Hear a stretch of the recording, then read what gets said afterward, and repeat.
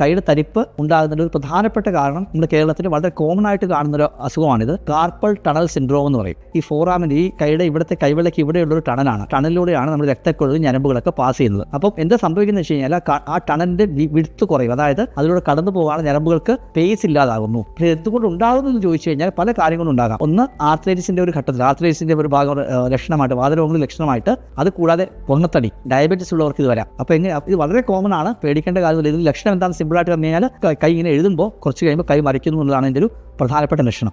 വളരെ സിമ്പിളായിട്ട് നമുക്ക് ഇത് ടെസ്റ്റ് ചെയ്ത് കണ്ടുപിടിക്കാൻ സാധിക്കും. ഞരമ്പുകൾ ടെസ്റ്റ് ചെയ്ത് നോക്കുക.